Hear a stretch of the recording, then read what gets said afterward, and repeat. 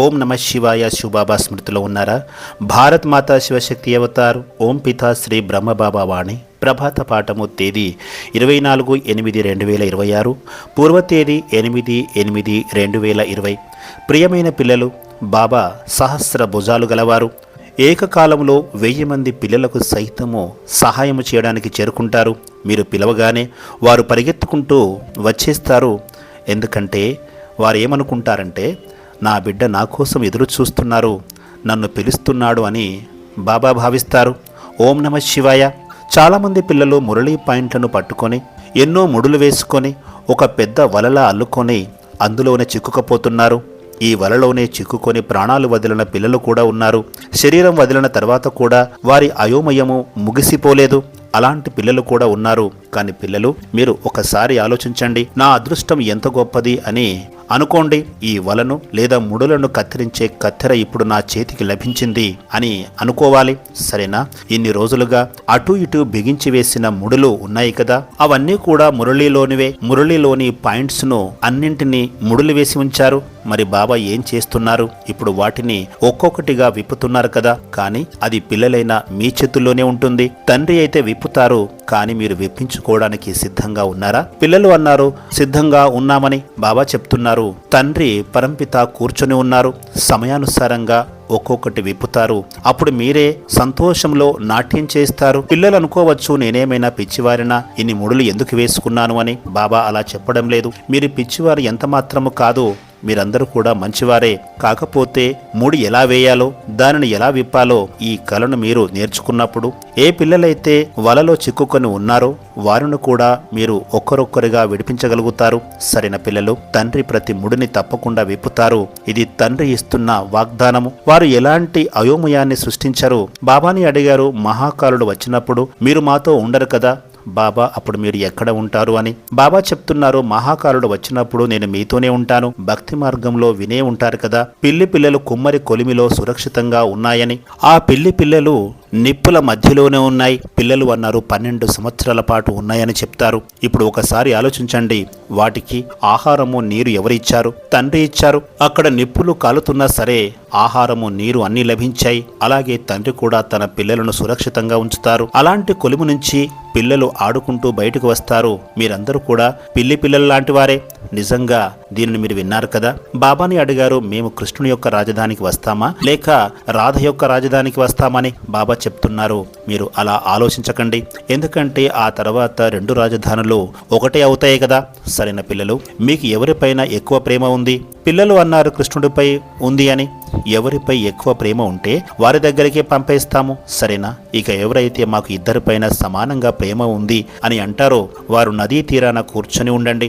ఎందుకంటే పెళ్లి ఊరేగింపు అటు నుంచే వెళ్తుంది కదా. ఇదంతా మీకు తెలుసు కదా. పిల్లలు అన్నారు, ఊరేగింపు రాగానే మేము బయలుదేరుతామని. మరొకరు అన్నారు, బాబా, రాధకు కూడా కృష్ణుడిపైనే ప్రేమ ఉంటుంది కదా. బాబా చెప్తున్నారు, అదే విషయాన్ని మేము చెప్పాలనుకుంటున్నాము. అందుకే మీరు శ్రీకృష్ణుని ప్రేమించండి. రాధతో పాటు ఉన్న వారందరూ కూడా ఎక్కడికి చేరుకోబోతున్నారు? ఒకే రాజధానికి చేరుకోబోతున్నారు. చూడండి పిల్లలు, నాకు ఏం లభించింది అని ఒకసారి ఆలోచించండి. వర్తమాన సమయం యొక్క సుఖము ఎంతో మధురంగా ఉంటుంది. భవిష్యత్తు సుఖాన్ని కూడా మీరు ఇప్పుడే అనుభవిస్తున్నారు. ఇది ఎంతో అద్భుతమైనది. పిల్లలు అన్నారు, బాబా, అన్నిటికంటే అపారమైన సుఖము మీ సమక్షంలోనే లభిస్తోంది. బాబా చెప్తున్నారు, అవును, ఇదే అపారమైన సుఖము. సరైన పిల్లలు, ఇప్పుడు ఎవరైతే ఇంతకు ముందు మురళీలు వినలేదో ఆ పాత మురళీలన్నీ అందరికీ వినిపించండి. అందరూ విన్నారా? పిల్లలు చెప్పారు వింటున్నామని. అవును, పూర్తిగా విన్నారా? ఎందుకంటే పిల్లలు పూర్తిగా విననంత వరకు వింటూ ఉండండి. స్పష్టంగా ప్రతి పాయింట్ను వినండి. బాబాని అడిగారు, బాబా, మురళీలో 8 గంటల ఉద్యోగం చేయాలని చెప్తారు కదా, కానీ మేము 12 గంటల ఉద్యోగాన్ని చేయాల్సి వస్తుంది.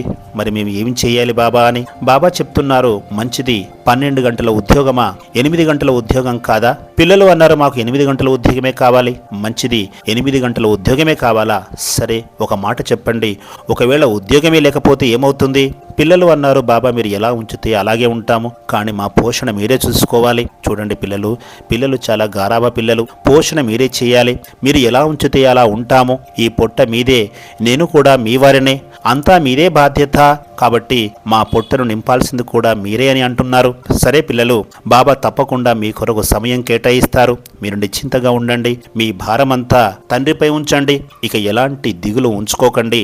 బాబాని అడిగారు శివబాబా మనస్సులో ఏం నడుస్తుందో చెప్పండి అని. మేము ఇక్కడే ఉన్నాం కదా, కానీ బాబా ఏమో దీనిని మధువనమని చెప్పారు. బాబా చెప్తున్నారు, చూడండి పిల్లలు, మీరు ఇక్కడ ఏడుస్తూ దిగులు పడుతున్నప్పుడు పరంధామంలో బాబా ఏం చేస్తుంటారు? పిల్లల దగ్గరకు వెళ్ళి ప్రేమను అందించాలని అనుకుంటారు. అలాంటి ఆకర్షణ కలుగుతుంది. మంచిది. ఆ ఆకర్షణ ఎందుకు వస్తుంది?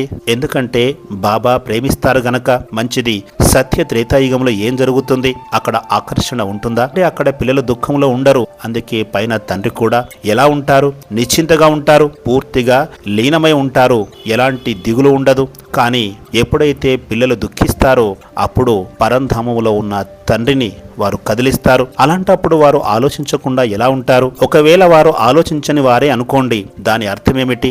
మనవలే ఈ శరీరంలోకి వచ్చి ఆది మధ్య అంతిమల గురించి ఆలోచించరని మాత్రమే అనుకోవాలి. అంతేగాని వారికి కళ్ళు లేకపోయినా విశ్వమంతటిని చూస్తారు, చెవులు లేకపోయినా అందరి దుఃఖాలను వింటారు కదా. మరి ఎవరు వింటున్నారు? వారినే సహస్ర భుజాలు గలవారు అని అంటారు. ఒకే సమయంలో 1000 మంది పిల్లలకు కూడా సహాయము చేయగలుగుతారు. ఇప్పుడు మీరు ఒకసారి ఆలోచించండి. వారు ఆలోచించకుండా ఉంటారా? పిల్లలు పిలవగానే వారు పరిగెత్తుకుంటూ వచ్చారు. ఎందుకు?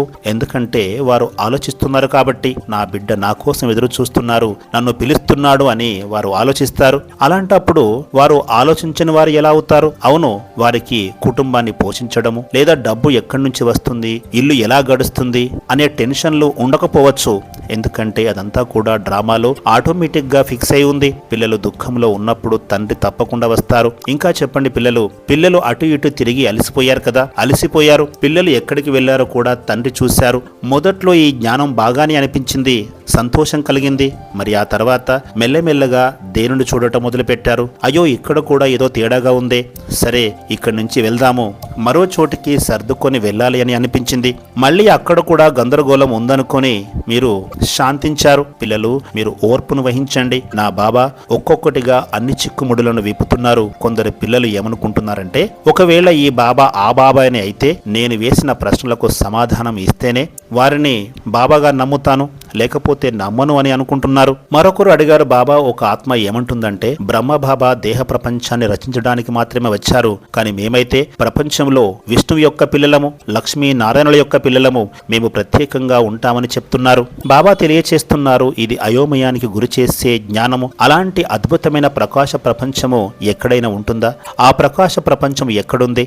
సమస్త కర్మలు, కర్మ ఫలాలు, కర్మ భోగాలు అన్నీ ఈ భూమండలం పైన జరుగుతాయి కదా. సుఖభోగాలన్నీ ఇక్కడే ఉంటాయి. సుఖ దుఃఖాల అనుభూతి ఎక్కడ కలుగుతుంది? పైన ఎలాంటి అనుభూతి కలుగుతుంది? పైన ఎలాంటి అనుభూతి కలగదు. ఎందుకంటే అక్కడ దేహమే ఉండదు. కాబట్టి ఈ ఆట అంతా కూడా ఎక్కడ రచించబడింది? ఈ కిందనే, ఈ భూమిపైన రచించబడింది. ఇప్పుడు మీరందరూ ఇక్కడే కూర్చున్నారు. ఎందుకంటే పిల్లలకు ప్రేమ ఉంది కాబట్టి అనుభూతి చెందుతున్నారు. పైకి వెళ్ళి ఇలాంటి అనుభూతిని పొందగలుగుతారా? పదండి, విమానం టికెట్ లేదా రైలు టికెట్ తీసుకొని మిలనానికి వెళ్దామని అంటారా? అలా అనలేరు కదా. మరి అలాంటప్పుడు అక్కడ ఎలాంటి సుఖము లభిస్తుంది? పిల్లలు, ఇప్పుడు బాబా నా ప్రతి ప్రశ్నకు సమాధానం చెప్తారు అని కూడా ఆలోచించకూడదు. ఇప్పుడు ప్రశాంతంగా ఒకదాని తర్వాత ఒక చిక్కుముడి విడిపోతుంది.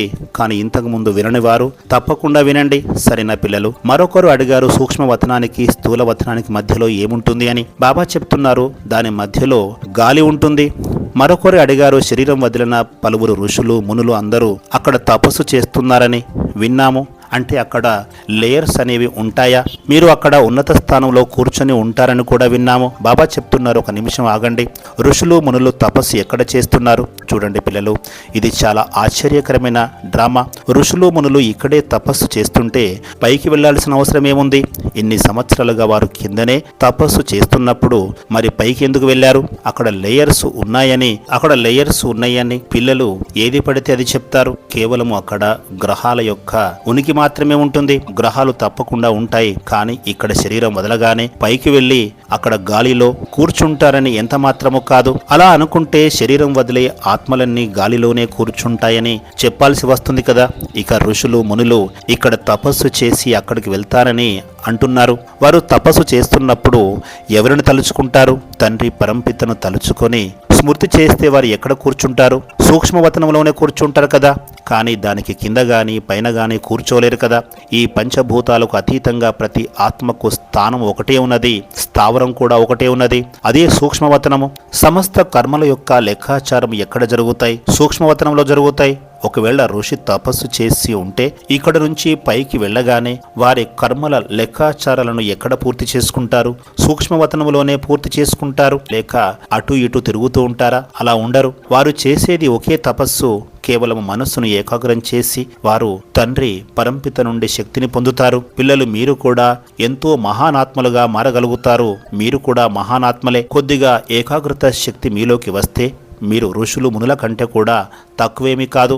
మీరు వారికంటే పెద్ద ఋషులు మునులు. అందరి కర్మల లెక్కలు సూక్ష్మవతనంలోనే పరిష్కరించబడతాయి. ఎవరి కర్మల లెక్కలైతే మిగిలి ఉన్నాయో అలాంటి ఆత్మలే ఇక్కడ ఈ సృష్టిపైకి వస్తూ ఉంటాయి, ఇతరుల దేహాల్లోకి రావడం పోవడం చేస్తాయి. ఇప్పుడు అలాంటి ప్రక్రియ నడుస్తోంది. ఇప్పుడు ఆ ప్రక్రియ ఇంకా తీవ్రంగా కాబోతుంది. అలాంటి ఆత్మలు స్త్రీల శరీరంలోకి ప్రవేశించవు అనేది కూడా ఏమీ లేదు, అందరిలో ప్రవేశిస్తాయి.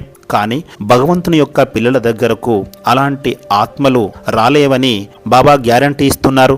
ఎందుకంటే ఎక్కడైతే ఓం ధ్వని ప్రతిధ్వనిస్తుందో అక్కడికి ఎవరైనా రాగలుగుతారా? రాలేరు. వారికి అక్కడ స్థానమే లభించదు. కానీ మీరు ముక్తిదాత అయిన తండ్రి యొక్క పిల్లలు, అందుకే మీరు ఇతరులను ముక్తి చేయాలి. సరైన పిల్లలు, ఇంకా ఎవరెవరికి ఎలాంటి ప్రశ్నలు ఉన్నాయో అవన్నీ కూడా రాసి పంపించండి. బాబాని అడిగారు, బాబా ఇప్పుడు సేవ ఎలా చేయాలి అని. బాబా చెప్తున్నారు, ఇప్పుడు ఎలా సేవ చేస్తున్నారు? తండ్రి పరిచయాన్ని ఇచ్చే సేవ చేస్తున్నారు. అలాగే చేస్తూ ఉండండి. కానీ ఇప్పుడు సేవలో చిన్న మార్పు ఏం చేయాలంటే మీ మనసును శక్తివంతంగా మార్చుకోవాలి. ఒక్కో మహావాక్యము సమస్త ఆత్మల వద్దకు చేరుతుందని ఆలోచించాలి. సేవ చేసే ముందు 5 నిమిషాల పాటు ఓం ధ్వని చేయించండి. చూసేవారికి కూడా ముందుగా 5 నిమిషాల పాటు ఓంకారము చేయమని చెప్పండి. ఆ తర్వాత సేవ యొక్క వేగాన్ని చూడండి. చాలా తీవ్రంగా సేవ పెరుగుతుంది. మీరు గమనించండి, సరేనా? మరొకరు అడిగారు, బాబా నేను మీతో గొడవ పడితే మీకు బాధ కలుగుతుందా అని. బాబా చెప్తున్నారు, అసలు బాధ కలగదు. ఎందుకంటే శరీరం ఉంటేనే కదా బాధ కలుగుతుంది. మీకు బాధగా అనిపిస్తుందా? మేము ఎప్పటికీ ఎవరితో గొడవ పడం కదా. అంతే కదా పిల్లలు. బాబాని అడిగారు, బాబా ఢిల్లీకి వస్తారు కదా, ఢిల్లీయా లేదా దిల్లీయా అంటే మనసు గల వారు అని అర్థము. బాబాని అడిగారు, బాబా మీరు మమ్మల్ని గుర్తు చేసుకుంటారా అని. పిల్లలు, ఒకసారి ఆలోచించండి. మిమ్మల్ని తప్పకుండా గుర్తు చేసుకున్నాము, అందుకే మీరు ఇక్కడికి చేరుకున్నారు. గుర్తు చేసుకున్నాం కదా, మిమ్మల్ని గుర్తు చేయకుండా మీరు ఇక్కడికి వస్తారా? సరే పిల్లలు, ఎవరికి ఏ ప్రశ్నలు ఉన్నా అందరూ లిఖితపూర్వకంగా వాటిని నమోదు చేయండి. కానీ ఈ ప్రశ్నకు తండ్రి వద్ద సమాధానం లేకపోతే వారు భగవంతుడు కాదు అని మాత్రము ఎప్పుడు అనుకోకండి. ఎందుకంటే అలా అనుకుంటే తండ్రికి పోయేదేమీ లేదు, నష్టం పిల్లలకే జరుగుతుంది. ఎందుకంటే తండ్రి ఇప్పుడు కాకపోతే రేపైనా సమాధానం చెప్తారు, రేపు కాకపోతే తర్వాతనైనా సమాధానం చెప్తారు. అసలు తండ్రి వచ్చిందే సమాధానాలు చెప్పడానికి. మీరు జోలను పట్టుకొని ప్రేమను ఆశించినా లేదా ప్రశ్నలకు సమాధానాలను అడిగినా సరే బాబా అందిస్తారు. ఇప్పుడు ప్రశ్నల సమాధానాల కోసము జోలును పడతారో లేక ప్రేమ కోసము జోలును పడతారో అనేది పిల్లల చేతుల్లోనే ఉంది. అంతెందుకు, రత్నాలను పరీక్షించే వజ్రాల వ్యాపారి కూడా ఇంతగా పరీక్షించరు. కానీ పిల్లలు మంచివారు. రత్నాల వ్యాపారి యొక్క పిల్లలు కూడా తండ్రిని పరీక్షిస్తున్నారు, రత్నాల వ్యాపారులుగా మారుతున్నారు. బాబాని అడిగారు, బాబా మీరు మా పిల్లలందరి కోసం ఇప్పుడు వచ్చారు కదా, సమక్షంలో కలుస్తున్నారు కదా. డైమండ్ హాల్లో మేమందరము చాలా రద్దీగా ఉన్నప్పుడు కలిసేవారిమి. మరి మాలో ఉన్న ప్రత్యేకత ఏమిటి బాబా? బాబా చెప్తున్నారు, ప్రత్యేకత ఏమిటంటే అన్నిటికంటే పెద్ద ప్రత్యేకత ప్రేమ. ఎక్కడైతే హృదయపూర్వకమైన ప్రేమ ఉంటుందో అక్కడికి తండ్రి ఆకర్షించబడతారు. చూడండి, ఎక్కడెక్కడి నుంచో ప్రేమ ఉన్నవారు ఇక్కడికి వస్తారు, అలాగే పరీక్షించేవారు కూడా వస్తారు. ఒకసారి వెళ్ళి చూద్దాము, అక్కడ ఉన్నది బాబానా లేక వేరే ఎవరైనా ఉన్నారా అని ఆలోచిస్తూ వస్తారు. ఇప్పుడు కేవలము ప్రేమ ఉన్నవారు మాత్రమే ఇక్కడ కూర్చున్నారు. అవును, పరీక్షించేవారు కూడా వచ్చారు, వారు వెళ్ళిపోయారు. అలాంటి వారు ఈ ప్రశ్నకు సమాధానం చెప్పి చూపించండి అని సవాలు విసురుతారు. వచ్చి కూర్చొని బాబా ఇది ఎలా జరుగుతుంది అని అడిగితే పిల్లలు ఇది ఇలా జరుగుతుంది అని మేము సమాధానం కూడా చెప్తాము. మంచిది, అయితే మీరు మా బాబాని అని అనుకుంటారు. సరే, కొందరైతే బాబా నుంచి పుష్ప గుచ్ఛాన్ని కూడా తీసుకుని వెళ్తారు. బాబాని అడిగారు, బాబా మేము ఆదిలో కూడా మీతో పాటు ఉన్నామా? బాబా చెప్తున్నారు, మీరు ఆది మధ్య అంతిమ కాలాల్లోనూ 3 కాలాల్లోనూ ఉన్నారని అనుకోవాలి. ఇప్పుడు చాలా సంతోషకరమైన రోజులు రాబోతున్నాయి. నలువైపులా త్రాహి త్రాహి అని అరుస్తుంటే పిల్లలు మాత్రము తండ్రి ఒడిలో ఊగుతూ ఉంటారు.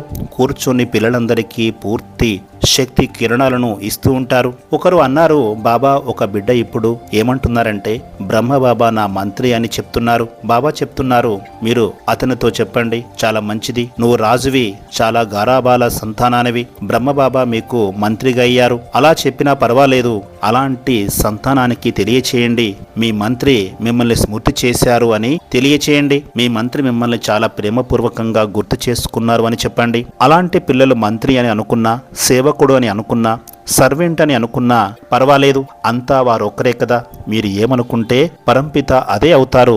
ఒక తండ్రి తన పిల్లల కోసము అలా కాకుండా ఎలా ఉండగలుగుతారు? తప్పకుండా ఏదైనా చేయగలుగుతారు కదా.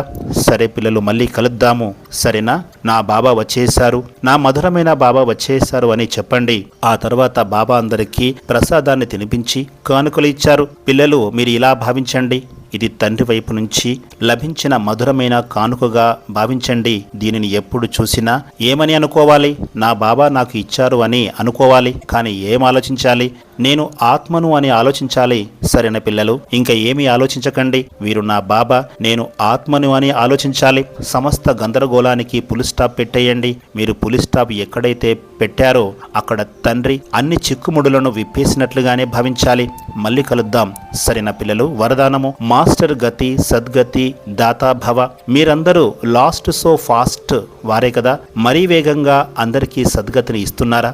ఎవరు రెడీగా ఉన్నారా? బాబ్ దాదా అందరికీ సంకేతం ఇస్తున్నారు. భక్తులందరికీ భక్తి ఫలమైన గతిని సద్గతిని ఇచ్చేవారు మీరే కదా. అందుకే నిరంతరము మిమ్మల్ని మీరు మాస్టర్ గతి సద్గతి దాతగా భావించి గతి సద్గతి అనే ప్రసాదాన్ని భక్తులందరికీ పంచండి. ప్రసాదం పంచడం వచ్చు కదా. టోలి పంచే అలవాటు ఎలాగూ ఉంది, ఇప్పుడు ఈ ప్రసాదాన్ని కూడా అలాగే పంచాలి. ఓం నమః శివాయ.